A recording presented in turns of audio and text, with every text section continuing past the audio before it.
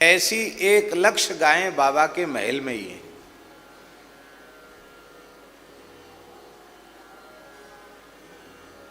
लोग कहते हैं कि यशोदा जी, ब्रज में ऐसा कहना है लोगों का कि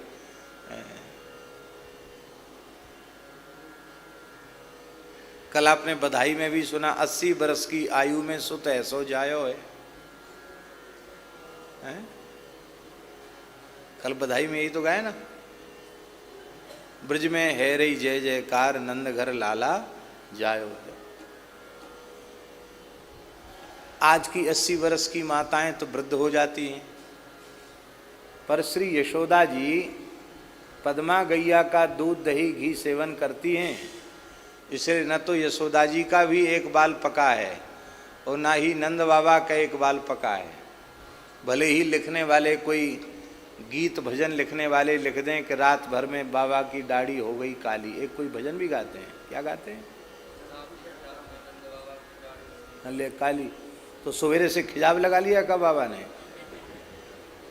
ये सब जो है ना, इसलिए हमारी प्रार्थना है जो पूर्वाचार्य हैं उन्हीं के पद गाने चाहिए, जैसे तैसे लोगों के नहीं गाने चाहिए जिसमें हमारे धर्म और हमारा सिद्धांत ही विखंडित हो रहा है।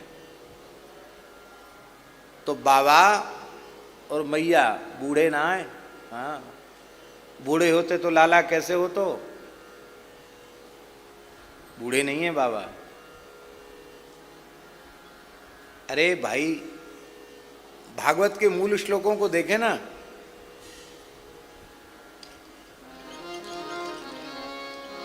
यशोदा जी का सौंदर्य,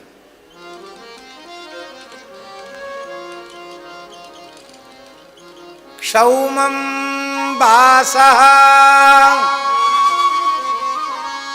पृथुकटितटे बिभ्रति सूत्रनद्धम् पुत्रस्नेहस्नुतकुचयुगम् जातकंपं च शुभ्रू रज्ज्वाकरसस्रमभुज चलत् कंकणौ कुंडले च श्विन्नं गात्रं कवरविगलन् मालती निर्ममन्थ।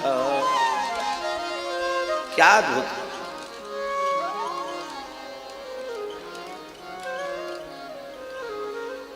कटारे जी, इसमें कहीं भी वर्णन है कि जसोदा जी बूढ़ी हैं, झुर्री पड़ गई, कमर झुक गई, ऐसा कहीं वर्णन है? क्या सौंदर्य है यशोदा जी का! जैसे कोई 20-22 वर्ष की पूर्ण युवती हो, ऐसे। क्षौमं वासः, सुंदर रेशमी लहंगा धारण किए हुए हैं। प्रथु कटि तटे, स्थूल कटि भाग है, खूब तंदुरुस्त हैं, माखन मिश्री दूध दही खाई पी हैं यशोदा जी, और सुंदर पचरंगा रेशमी लहंगा धारण किए हुए हैं, फुंदना लटक रहा है।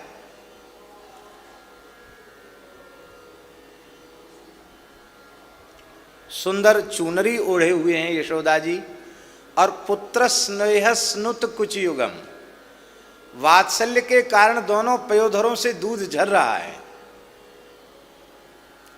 अपने लाला के लिए दही बिलो रही हैं, माखन निकास रही हैं, तो रज्ज्वा करसत, रस्सी को खींचने के कारण दोनों भुजाएं ऐसी चल रही हैं।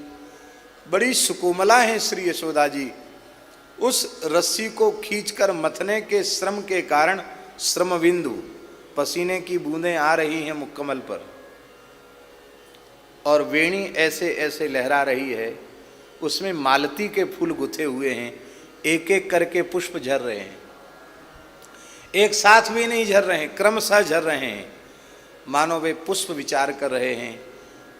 परब्रह्म जिनका बालक बनकर आ गया, और ऐसे श्री कृष्ण को जो इतना वात्सल्य दे रही हैं, इतना स्नेह करती हैं, ऐसी परम प्रेममयी वात्सल्यमयी यशोदा के शीश पर बैठने का हमारा अधिकार कहाँ है? हमें तो यशोदा जैसी परम भक्ता ब्रजगोपी की चरण धूल मिल जाए चरण रज मिल जाए तो हमारा पुष्प के रूप में उत्पन्न होना सार्थक हो जाए।